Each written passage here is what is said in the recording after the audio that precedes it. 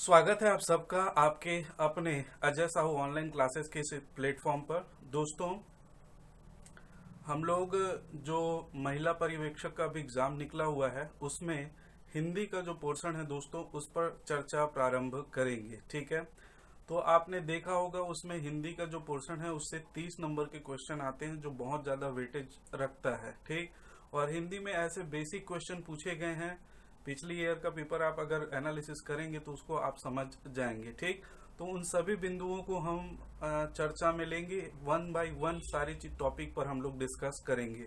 तो आज देखते हैं दोस्तों उसमें सिलेबस में एक्चुअल में है क्या। हिंदी और छत्तीसगढ़ी दोनों का कंबाइंड सिलेबस है, तो एक बार हम लोग सिलेबस डिस्कस कर लेते हैं और उसके बाद फिर हम लोग एक एक बिंदु पर चर्चा करेंगे। जैसा कि आप लोग से आज हमारी पहली मुलाकात है, मेरा नाम है चंदन कुमार शर्मा और मैं आपको हिंदी और छत्तीसगढ़ी भाषा के जितने भी बिंदु हैं उन पर जो है पूरा एनालिसिस और पूरा अध्ययन उसका करवाऊंगा। ठीक है, तो चलिए दोस्तों स्टार्ट करते हैं।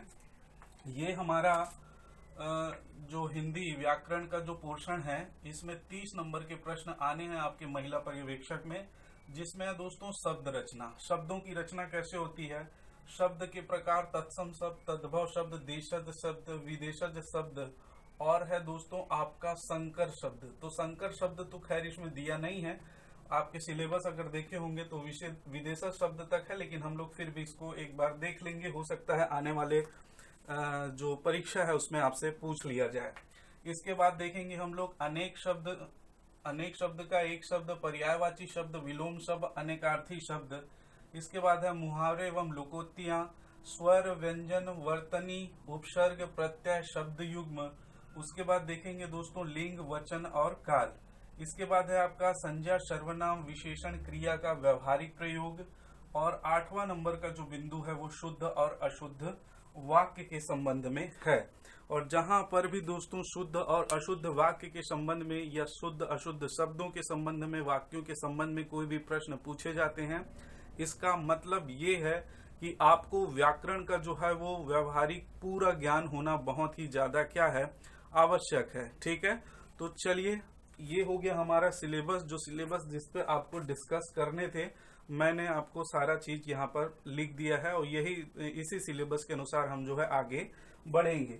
तो इसमें दोस्तों बेसिक हमको यहाँ से शब्द रचना से नहीं करना है, बेसिक हमको शुरुआत करना है स्वर से। स्वर से शुरुआत क्यों करना है दोस्तों, क्योंकि जो भाषा की इकाइयां हैं, मैं एक बार इसको मिटा देता हूं और उसके बाद फिर हम लोग अध्ययन करते हैं।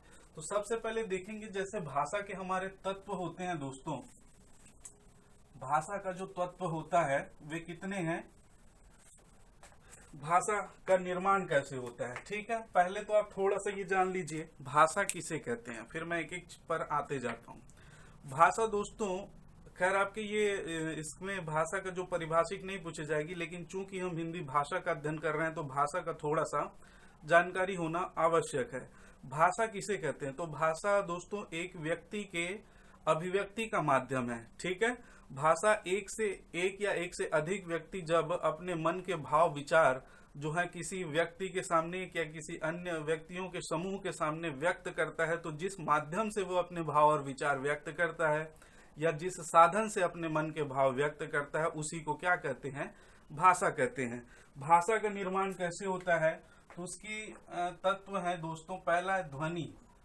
ध्वनि होती है और ध्वनि के बाद जो बनता है वर्ण, वर्ण के बाद जो बनता है अक्षर, अक्षर के बाद है दोस्तों शब्द, शब्द के बाद है आपका पद और पद के बाद है आपका वाक्य और वाक्य के बाद है आपका भाषा।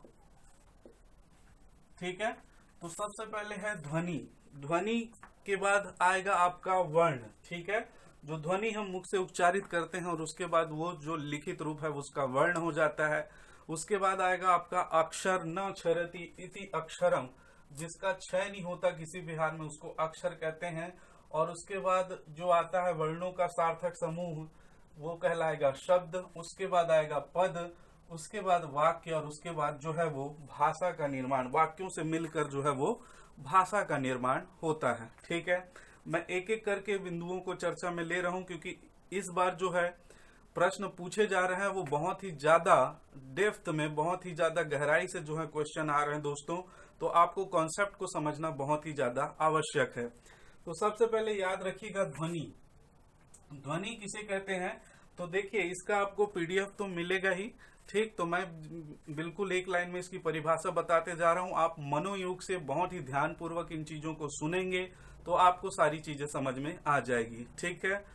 ध्वनि वह इकाई है जो मानव मुख से, ठीक है, बहुत ही ध्यान से सुनिएगा, ध्वनि वह इकाई है जो मानव मुख से क्या होती है? उच्चारित होती है या निस्तृत होती है, ठीक।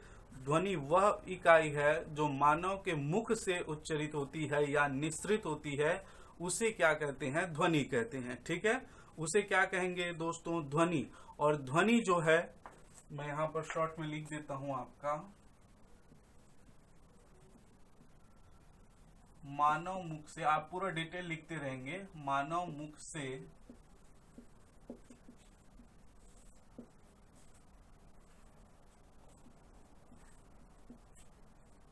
उच्चारित इकाई क्या है? उच्चारित इकाई क्या है दोस्तों? उच्चारित इकाई आपका ध्वनि, ठीक है। मानव मुख से उच्चारित इकाई क्या है? आपकी ध्वनि है, ठीक।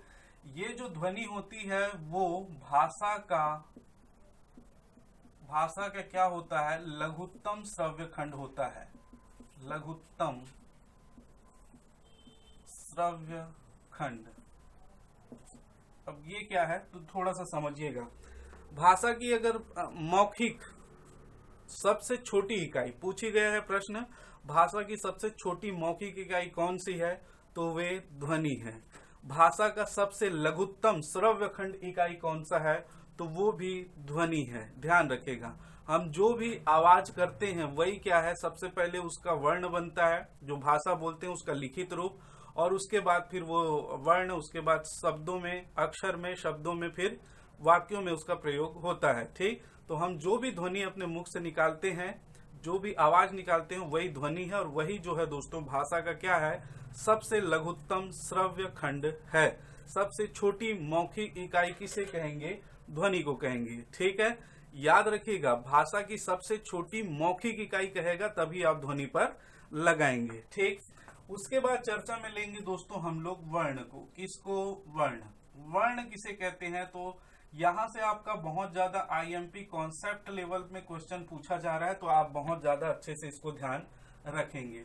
वर्ण किसे कहते हैं, ठीक है। तो वर्ण समझिएगा, ध्वनि, जब हम लोग कुछ आवाज निकालते हैं उसको ध्वनि कहते हैं। तो याद रखिएगा वर्ण किसे कहते हैं? मानव मुख से उच्चारित सार्थक ध्वनि संकेतों को लिखित रूप, मानव द्वारा उच्चारित सार्थक ध्वनि संकेत को लिख देना या लिखित रूप क्या कहलाता है?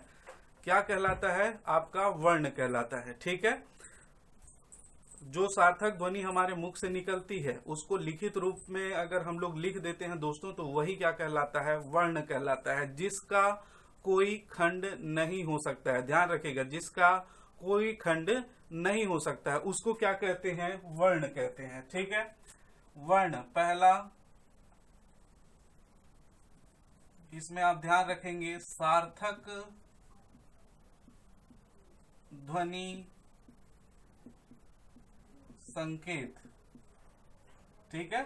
पहला सार्थक ध्वनि संकेत होना चाहिए ध्वनि संकेतों के लिखित रूप को, संकेतों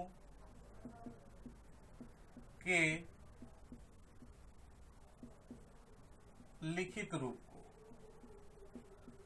लिखित रूप को क्या कहते हैं? वर्ण कहते हैं। सार्थक ध्वनि संकेतों के लिखित रूप को वर्ण कहते हैं। दूसरा इसमें जो चीज आपको याद रखना है, जिसका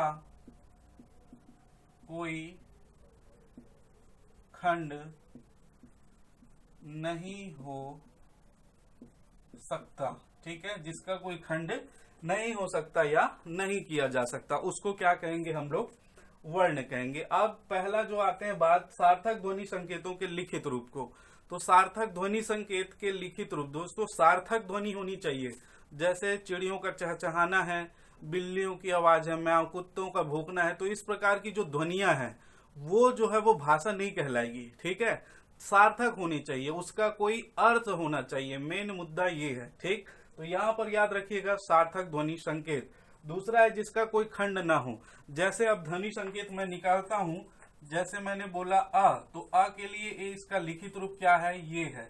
जैसे मैंने कहा क, तो क का लिखित रूप क्या है, ये है। ठीक है।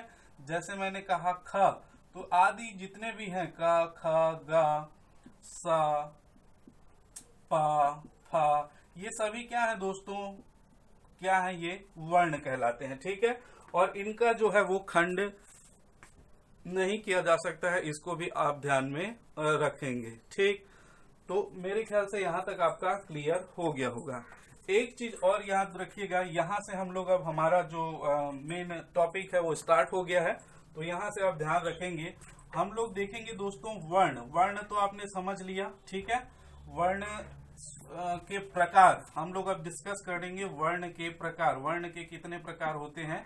तो वर्ण के मूलतः दोस्तों आप दो प्रकार देखोगे, एक होता है आपका स्वर वर्ण, एक होता है आपका स्वर वर्ण और दूसरा होता है आपका व्यंजन वर्ण। ठीक है। एक स्वर वर्ण और दूसरा व्यंजन वर्ण।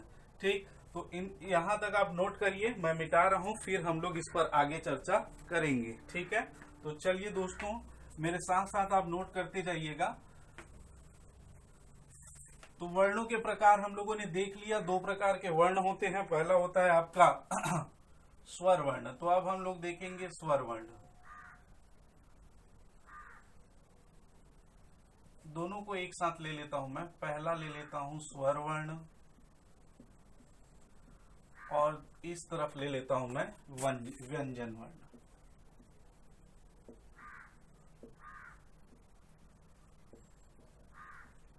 पहला है स्वर वर्ण। तो स्वर वर्ण किसे कहते हैं, वे वर्ण जिनका उच्चारण स्वतंत्रता पूर्वक हो। ठीक है। इसकी कई सारी परिभाषाएं बन सकती है, आपको कॉन्सेप्ट समझना है। क्या, वे वर्ण जिनका उच्चारण स्वतंत्रता पूर्वक हो या जिन वर्णों के उच्चारण में किसी अन्य वर्ण की सहायता न लेनी पड़े, उसे स्वर वर्ण कहते हैं। या और भी परिभाषाएं, जैसे जिन वर्णों के उच्चारण में हवा मुख से सीधे, मुख के अंदर से सीधे क्या है, बाहर की ओर बिना किसी बाधा के निकल जाए, उसे क्या कहते हैं, स्वर वर्ण कहते हैं। जैसे दोस्तों मैंने तीन चीज बोली है, मैं यहाँ पर लिख देता हूं, फिर आपको स्पष्ट करता हूं। एक स्वतंत्रता पूर्वक हो और दूसरा है जो वो है अन्य वर्ण की सहायता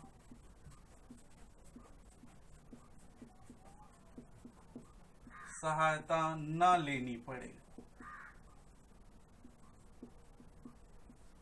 तीसरा है बिना किसी बाधा के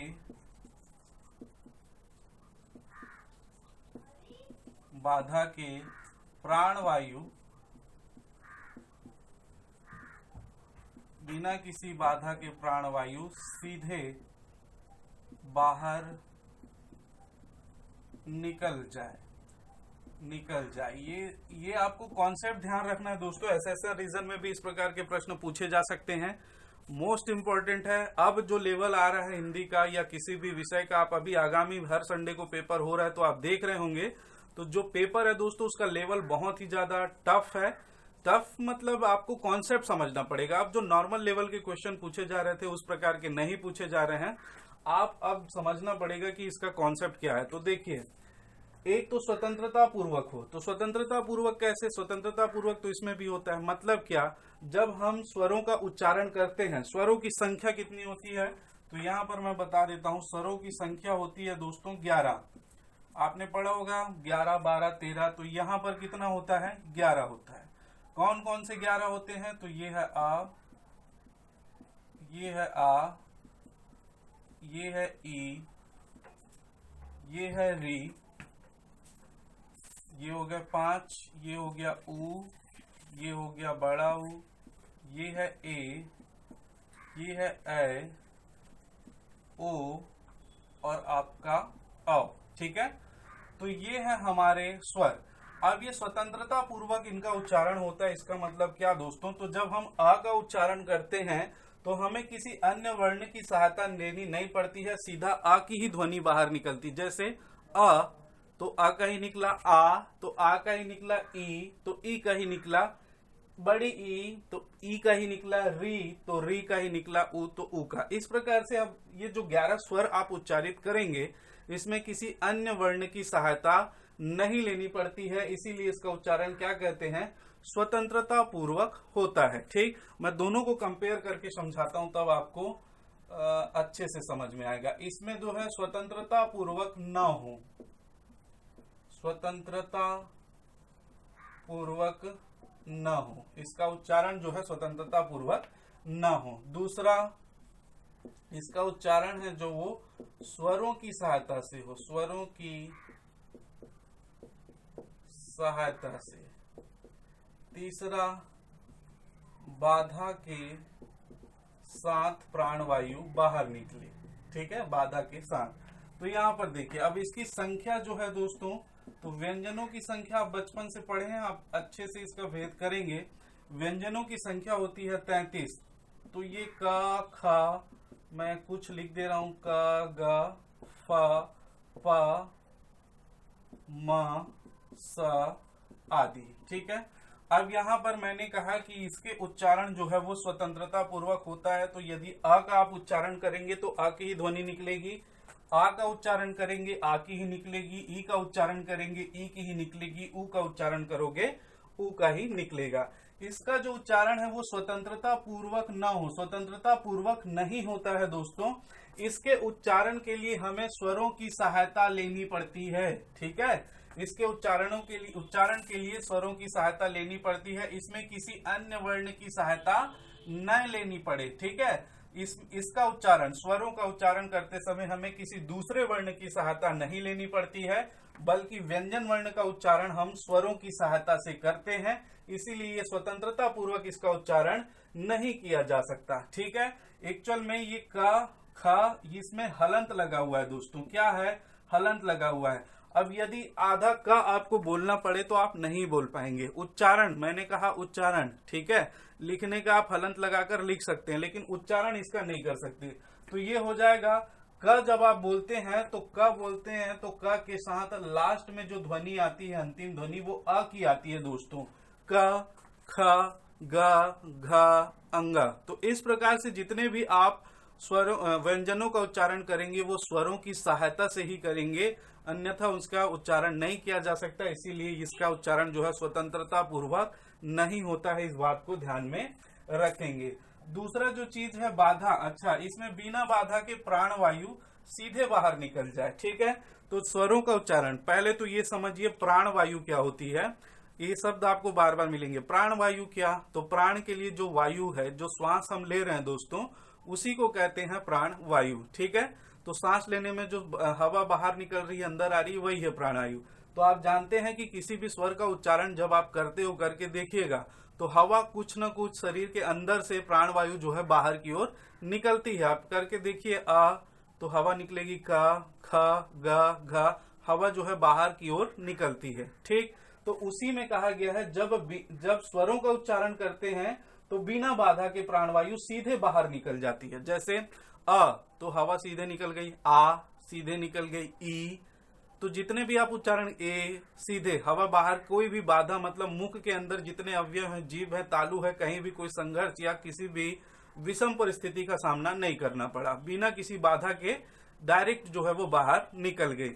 लेकिन वहीं पर जब हम किसी व्यंजन का उच्चारण करते हैं, जैसे आप कीजिए का, तो यहाँ पर रुक रहा है, का तालु के पास थोड़ा सा तकलीफ हो रहा है, खा, तो यहाँ हवा जो है बाधा के साथ, खा घर्षण के साथ निकल रहा है, खा, है ना, गा, ठीक, अंदर आप महसूस करेंगे कि जो हवा बाहर निकल रही है वो बाधा के साथ निकल रही है।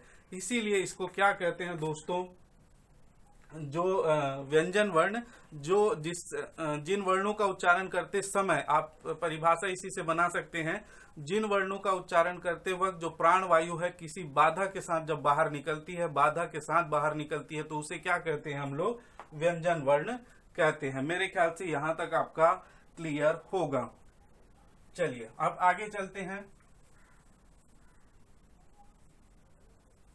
आगे दोस्तों हम लोग स्वर वर्ण के भेदों के बारे में चर्चा करेंगे। ठीक है,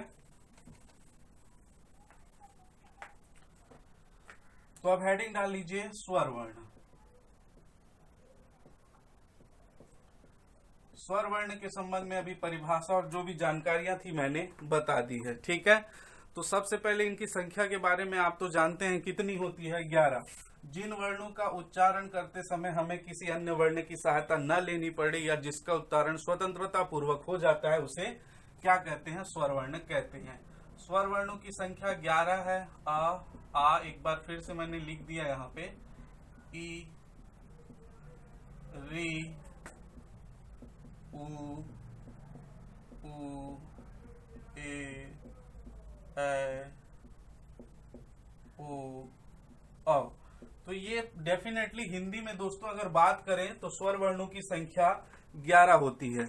यदि हम इसी को मूल भाषा संस्कृत में बात करें तो मूल भाषा या संस्कृत में दोस्तों स्वर वर्णों की संख्या कितनी होती है, 13 होती है। कितनी होती है, 13। एक री होता है और एक होता है बड़ी री।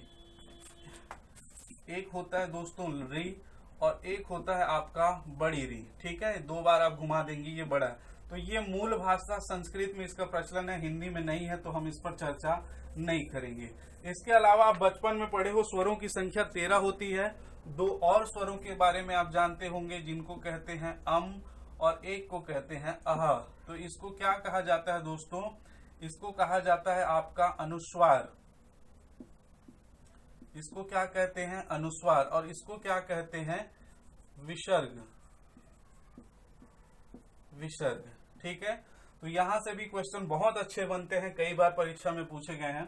तो इनको ध्यान रखिएगा। इन दोनों को दोस्तों, इसको और इसको क्या कहा जाता है, इन दोनों को कहा जाता है आपका अयोगवाह वर्ण। क्या कहते हैं,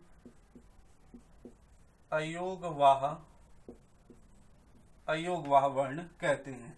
अब इन दोनों को अयोगवाह वर्ण कहने के पीछे रीजन क्या है, तो अयोगवाह वर्ण का अगर शाब्दिक विच्छेद करोगे, आ का मतलब होता है नहीं। आ उपसर्ग है, उपसर्ग कहीं भी प्रयोग होगा तो नहीं के अर्थ में होता है।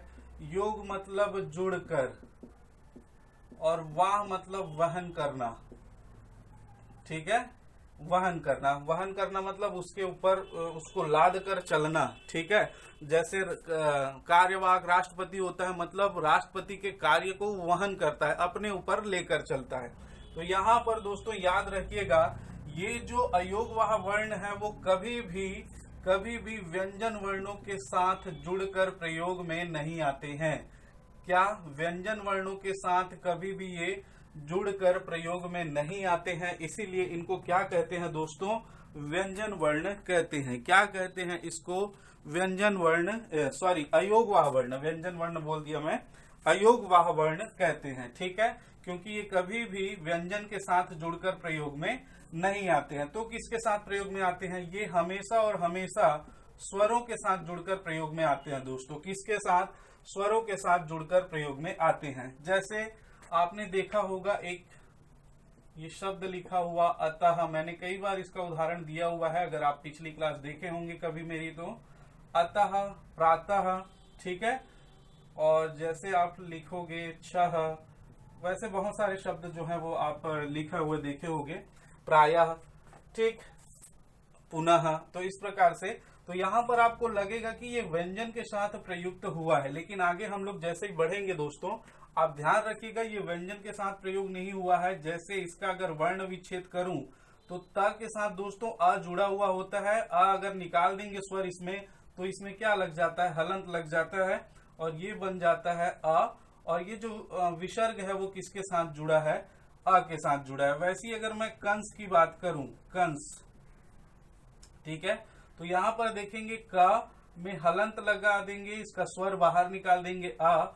तो ये जो बिंदी है, ये जो अनुस्वार है वो अ के साथ लगा है, ना कि क के साथ, ठीक है।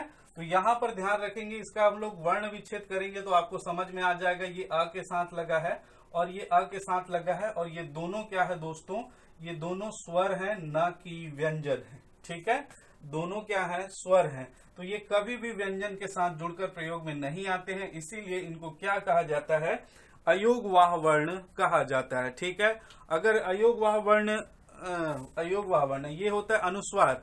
अनुस्वार के संबंध में भी दोस्तों थोड़ी सी चर्चा आप जान लीजिए। जो अनुस्वार होते हैं, अभी हम लोग व्यंजन पढ़ेंगे तो व्यंजन में वर्गीय व्यंजन के पंचमा अक्षर जो होते हैं, ठीक है, पंचम जो अक्षर होते हैं, पांचवा वर्ण जो होता है उसको अनुस्वार कहते हैं, जब उसका बिंदु के रूप में प्रयोग कर दिया जाता है। एक्चुअल में आपकी क्लास को जो है इतना डिटेल नहीं करना है, नहीं तो अनुस्वार, अनुनासिक और विसर्ग का ही दोस्तों एक दिन का क्लास होता है, लेकिन हमको उतने डिटेल में नहीं जाना है। आप थोड़ा सा यहाँ पर जो बताया हूं उसको ध्यान में रखिए, कॉन्सेप्ट यहीं से आपके एग्जाम में क्वेश्चन पूछ सकता है, ठीक है। चलिए आगे चलते हैं, यहां तक मेरे ख्याल से आपको क्लियर हो गया होगा, ठीक है। तो ये होता है स्वर और अयोग वर्ण। अब देखेंगे स्वरों का वर्गीकरण।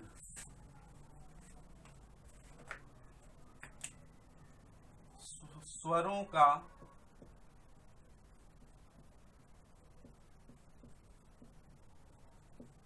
वर्गीकरण। तो स्वरों का वर्गीकरण दोस्तों कई आधार पर किया गया है। करीब कई लोग 5 आधार मानते, कई लोग 6 आधार मानते। हम लोग उस पर नहीं जाएंगे, कितने आधार पर है ये नहीं पूछेगा, आपको ध्यान रखना है जो 4 से 5 जो भी हम डिस्कस करेंगे उनके मूल को आपको ध्यान रखना है, ठीक है। तो मैंने एक एक करके बताते जा रहा हूं, आप लोग बहुत अच्छे से उसको समझते जाएंगे। जैसे पहला है दोस्तों आपका, पहला जो वर्गीकरण पढ़ेंगे हम लोग उत्पत्ति के आधार पर। इस प्रकार से दोस्तों क्वेश्चन पूछा गया है, उत्पत्ति के आधार पर, ठीक है। तो उत्पत्ति के आधार पर स्वरों का वर्गीकरण। उत्पत्ति के आधार पर कितने हैं दोस्तों, तो ये थोड़ा सा मैं यहाँ पर आपको सुधारूंगा, यहाँ पर थोड़ा सा ध्यान दीजिएगा। उत्पत्ति के आधार पर पिछली बार मैंने बताया था जब हम लोग पढ़े थे, मैं यहीं पर क्लियर कर देता हूं कि 3 आधार होते हैं और अलग अलग बुक में उसको अलग अलग दिया गया है, ठीक है। कहीं पर 3 दिया गया है और कहीं पर 2 दिया गया है, लास्ट के 2 को एक ही में मान लिया गया है। कैसे मैं बताऊंगा, आप समझिएगा। यहाँ पर हम मान के चलें, जो अभी सुधरा रूप में आया हुआ है दोस्तों, 2 प्रकार के होते हैं, ठीक है, उत्पत्ति के आधार पर। पहला होता है आपका मूल स्वर और दूसरा होता है आपका संध्य स्वर। क्या होता है? संध्य स्वर। पहला होता है मूल स्वर, दूसरा होता है संध्य स्वर। संध्य स्वर मतलब संधि का स्वर। एक्चुअल में ये कुछ नहीं है दोस्तों,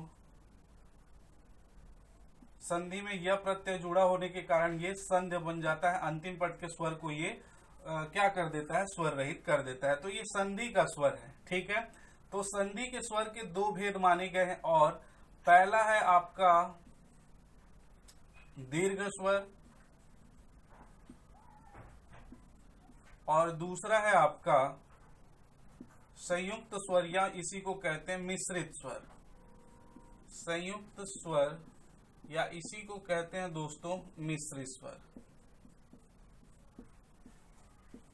मिश्रित स्वर, ठीक है। तो यहां पर ध्यान रखेंगे मूल स्वर क्या होता है। तो उत्पत्ति के आधार पर पढ़ रहे हैं दोस्तों, तो समझिएगा उत्पत्ति इसकी कैसे हुई है। उत्पत्ति या इसी को कह सकता है आपको, उत्पत्ति या इसी को कह सकता है स्रोत के आधार पर, ठीक है। तो यहां पर सीधा सीधा आप ध्यान रखेंगे, मूल स्वर किसे कहेंगे? वे स्वर जिनकी उत्पत्ति के संबंध में कोई भी जानकारी न हो या उत्पत्ति का अता पता न चले, उसे क्या कहते हैं हम लोग? मूल स्वर कहते हैं, ठीक है। या आप कह सकते हैं मूल स्वर किसे कहेंगे?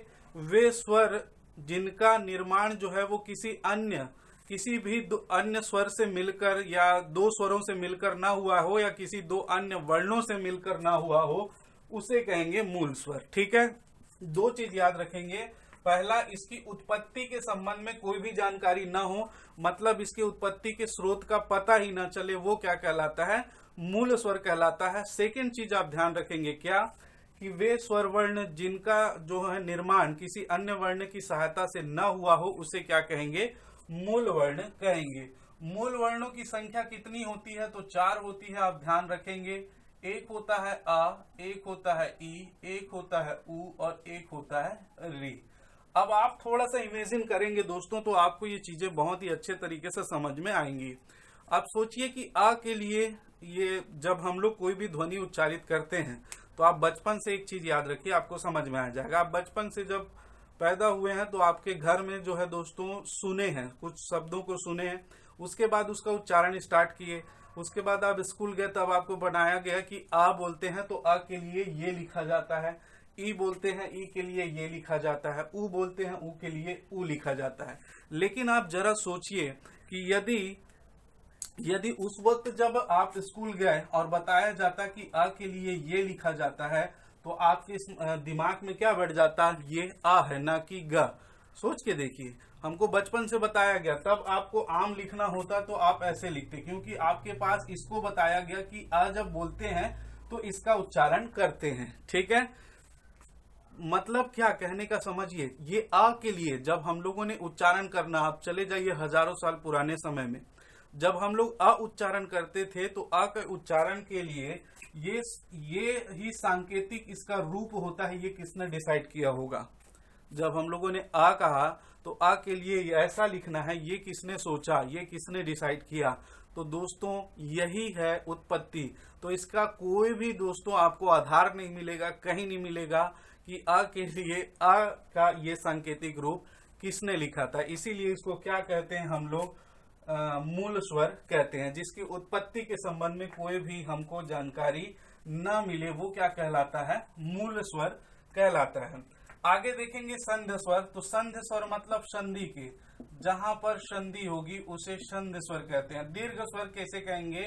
दीर्घ स्वरों की संख्या भी 4 होती है दोस्तों। कौन कौन सी होती है? 4 बोलता हूँ। दीर्घ स्वरों की संख्या आपकी हो जाएगी 3। कौन कौन सा हो जाएगा? आपका आ, आपका ई और उ। ठीक है, ये 3 जो है वो क्या है? ये 4 है आपके मूल स्वर, ये 3 है आपके संध्य स्वर में दीर्घ स्वर। क्यों दीर्घ स्वर? क्योंकि इसका जो निर्माण होता है दोस्तों, इसकी परिभाषा भी आप लिखना चाहें लिख सकते हैं। दीर्घ स्वर संधि उत्पत्ति के आधार पर, है ना। अभी जस्ट हम लोग देखेंगे मात्रा या उच्चारण के आधार पर, तो वो आधार अलग है, ये आधार अलग है, तो दोनों को आप ध्यान में रखेंगे। ठीक, ये आधार उत्पत्ति के आधार पर है। उच्चारण के आधार पर देखें हम लोग, उच्चारण समय के आधार पर या कह लीजिए मात्रा के आधार पर, तो वो अलग हो जाती है। यहाँ दीर्घ स्वर संधि की, दीर्घ स्वर की बात कर रहे हैं हम लोग। दीर्घ स्वर, ये इसका जो परिभाषा क्या हो जाएगा? जब 2 समान स्वरों के मेल से किसी स्वर का निर्माण होता है। ठीक है, 2 समान स्वरों के मेल से जो जिस वर्ण का निर्माण होता है उसको क्या कहते हैं? दीर्घ स्वर कहते हैं। 2 समान स्वरों के मेल से बना वर्ण। तो 2 समान स्वर कौन कौन से? आ, क्या बना? आ बना। ठीक है, ई क्या बना? ई बना। ठीक, ऊ क्या बना? ये बना। ठीक है, तो ये दोस्तों ये क्या है? 2 समान स्वरों के मेल से बनने वाले स्वर हैं, इसीलिए इनको क्या कहते हैं? दीर्घ स्वर कहते हैं। वैसे हम लोग यदि बात करें री प्लस री की, यदि ये री और री मिल जाता है तो यहाँ पर दीर्घ री बन जाता है दोस्तों। और इसका प्रचलन जो है संस्कृत में है, हिंदी में नहीं है, इसीलिए हम इसको छोड़ देते हैं। ठीक, तो यहाँ पर दीर्घ स्वर की संख्या 3 होती है, आ, ई और उ, ध्यान रखेंगे। वहीं आए हम लोग संयुक्त स्वर या मिश्रित स्वर। ठीक है, किसे कहेंगे संयुक्त स्वर या मिश्रित स्वर? तो यहाँ पर याद रखेंगे 2 विजातीय स्वरों के मेल से बनने वाले स्वर। किसके? विजाती। ये सजाती स्वरों के मेल से बनता है, ये विजाती स्वरों के मेल से बनता है। इनकी संख्या कितनी होती है? तो इनकी भी संख्या 4 होती है। कौन कौन सी होती है? तो ये होता है दोस्तों ए, ऐ, ओ और औ। ठीक है, तो यहाँ पर ध्यान रखेंगे ए का निर्माण कैसे होता है? अ के साथ ई मिलने से क्या बनता है? ए बनता है, ध्यान रखिएगा। ठीक है, वैसे ही अ के साथ ए मिलने से क्या बनता है? ऐ बनता है। ठीक है, तो यहाँ पर ध्यान रखेंगे। और वैसे ही अ के साथ उ मिलने से क्या बनेगा? ओ बनेगा। और वैसे ही अ के साथ ओ मिलने से क्या बनता है दोस्तों? अ बनता है। ठीक, तो ऊपर का जो देख रहे हैं, ऊपर का ये दोनों दोस्तों गुण स्वर संधि के उदाहरण में हम लोग इसको पढ़ेंगे, गुण स्वर संधि में। और नीचे का जो ये पार्ट है, ये किस में पढ़ेंगे हम लोग? वृद्धि स्वर संधि में। किस में पढ़ेंगे? वृद्धि स्वर संधि में। ठीक, वृद्धि स्वर संधि में पढ़ेंगे, तो इनको आप ध्यान रखिएगा। ठीक, मेरे ख्याल से यहाँ तक आपका क्लियर हो गया होगा। ठीक है, तो इसको एक बार आप चाहो तो नोट कर लीजिए, फिर मैं आगे चलता हूं। चलिए आगे चलते हैं दोस्तों। फिर ये हो गया हमारा उत्पत्ति के आधार पर स्वर। अब हम लोग देखेंगे दोस्तों, अब हम लोग देखेंगे क्या, उच्चारण समय के आधार पर। ठीक है, उच्चारण समय के आधार पर, या कह लीजिए आप मात्रा के आधार पर, उच्चारण समय के आधार पर।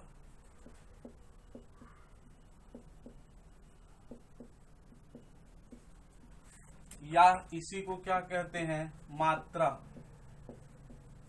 के आधार पर।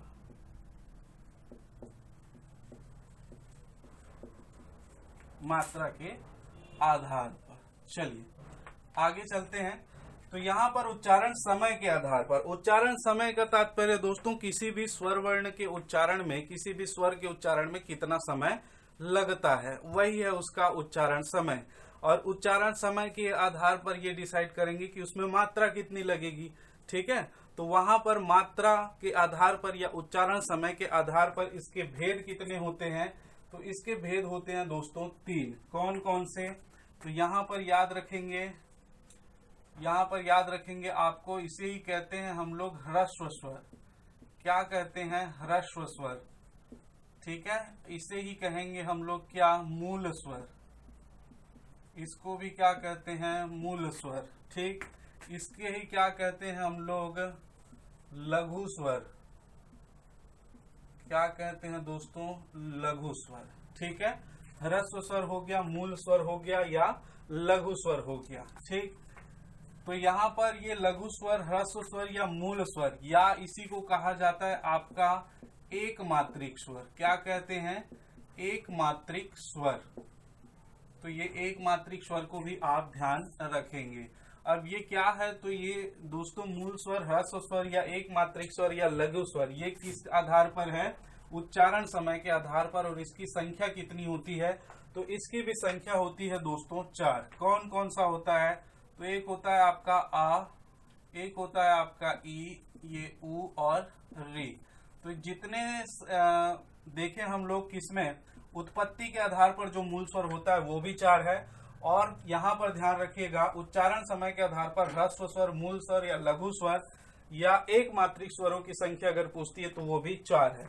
एक मात्रिक स्वर क्यों कहते हैं दोस्तों, क्योंकि इन सभी में आप जानते हो कितनी मात्राएं लगती है, एक मात्रा लगती है, जिसको खड़ी पाई से दर्शाते हैं। ठीक है, एक मात्रा लगती है, खड़ी पाई से दर्शाते हैं, इसीलिए इसको क्या कहते हैं, एक मात्रिक स्वर कहते हैं। यहां तक आप ध्यान रखेंगे। नेक्स्ट हम लोग चलेंगे दोस्तों, ह्रस्व के बाद आएगा आपका दीर्घ स्वर।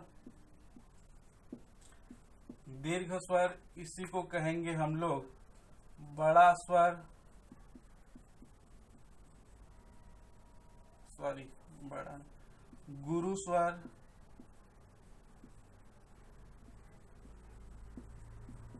बड़ा स्वर, या इसी को कह सकते हैं द्विमात्रिक स्वर।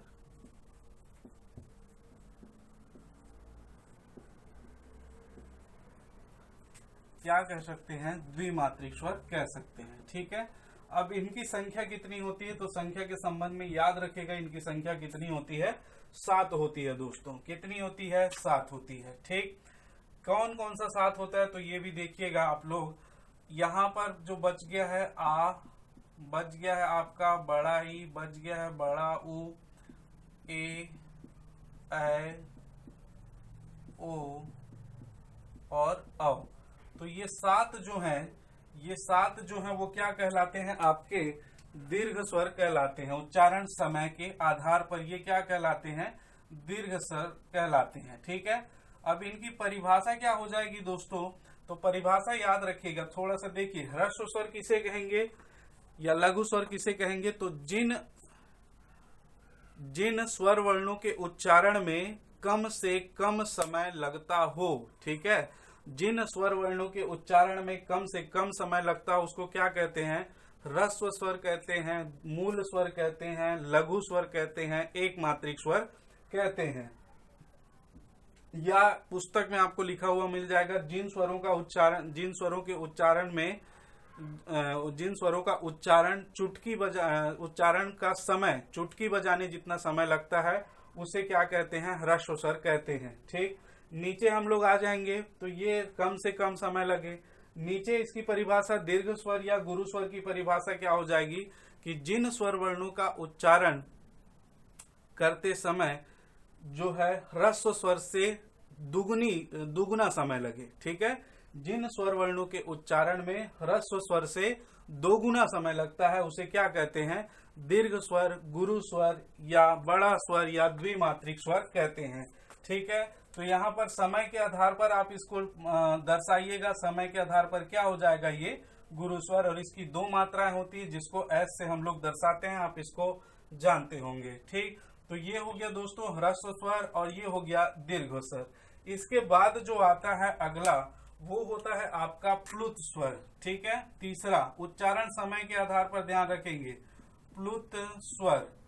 अब प्लुत स्वरों की संख्या कितनी होती है दोस्तों, प्लुत स्वरों की संख्या या इसी को त्रिमात्रिक स्वर भी कहते हैं, ध्यान रखिएगा, त्रिमात्रिक स्वर भी कहते हैं, त्रिमात्रिक स्वर।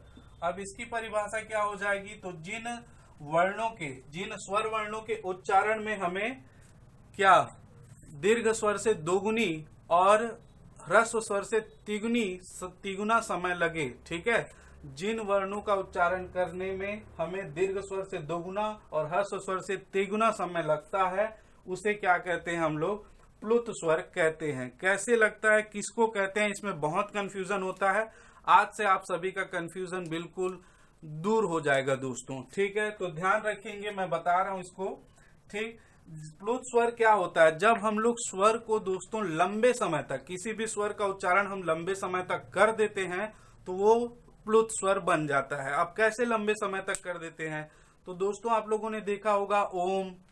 ठीक है, ओम जब आप उच्चारण करते हो, किसी को आवाज देते हो अजी या भैया, अरे, या किसी को नाम लेकर जब आप चिल्लाते हैं तो जो अंतिम ध्वनि होती है वो लंबे समय तक उच्चारित होती है और वही क्या बन जाती है, फिर प्लुत स्वर बन जाती है। क्या बन जाती है दोस्तों, प्लुत स्वर बन जाती है। प्लुत स्वरों की अगर संख्या की बात करें तो इसकी संख्या 8 है। प्लुत स्वरों की संख्या कितनी है, 8 है। कौन कौन से, तो 7 तो आपके दीर्घ स्वर हो जाएंगे। कौन कौन सा, 7 आपका दीर्घ स्वर हो जाएगा और 1 हो जाएगा आपका अ दोस्तों। ठीक है, 1 हो जाएगा आपका अ।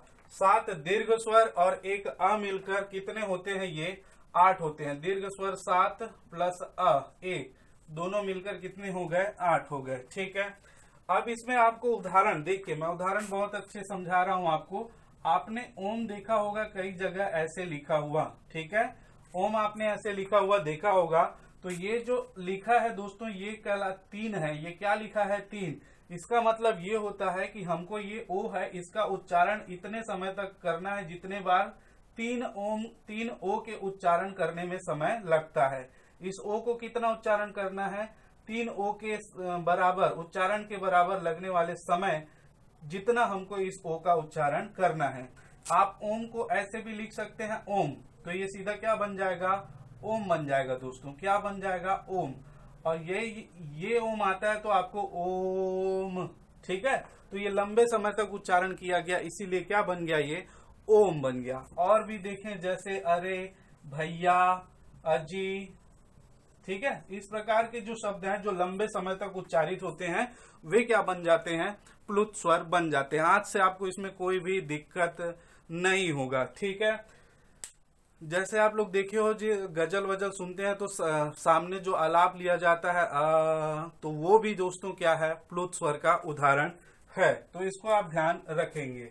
नेक्स्ट हम लोग देखेंगे कि ये 7 है और ये 1 है दोस्तों अ, और बाकी तीनों को क्यों नहीं लिया गया, तो बाकी तीनों को नहीं लेने के पीछे रीजन है। रीजन क्या है, जब हम अ का उच्चारण करते हैं तो अ का उच्चारण करने से कितना भी लंबे समय तक करो अ की ही ध्वनि निकलेगी। जैसे करेंगे, लंबे खींचते जाइए, अ की ही ध्वनि निकलेगी। लेकिन यदि हम ई का उच्चारण करते हैं तो ई प्लुत होने से पहले, प्लुत स्वर बनने से पहले ई आप उच्चारण करके देखिए क्या बन जाता है, वो बड़ी ई में परिवर्तित हो जाता है। ठीक है, ई का जब उच्चारण लगातार करते हैं तो वो प्लुत स्वर बनने से पहले बड़ी ई बन जाता है, और उसके बाद जो है दोस्तों बड़ी ई जो है वो प्लुत स्वर में परिवर्तित होता है। इसलिए हम लोग इस ई को नहीं लिए। वैसे ही ऊ का जब उच्चारण करते हैं तो ऊ का जब लंबे समय तक उच्चारण करते हैं तो प्लुत बनने से पहले वो दीर्घ स्वर में परिवर्तित हो जाता है, उसके बाद प्लुत बनता है। तो ये दोनों इसमें नहीं आएंगे, आप उच्चारण करके देख लीजिएगा, ठीक है। तो इस चीज को आप ध्यान में रखेंगे दोस्तों, ठीक। तो ये हमारा आज का टॉपिक था। आज हमारी पहली क्लास थी, आशा करता हूँ सबको समझ में आया होगा। मैं दोस्तों इसमें लिखा कम हूं क्योंकि समय कम है। आपको पीडीएफ मिलेगा, आप वीडियो को बार बार देखें और उसको रोक कर लिखने का प्रयास करें।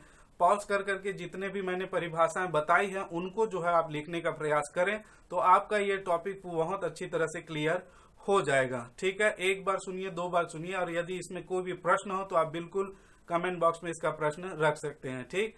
तो आज के लिए इतना ही दोस्तों, आप सभी का बहुत बहुत धन्यवाद।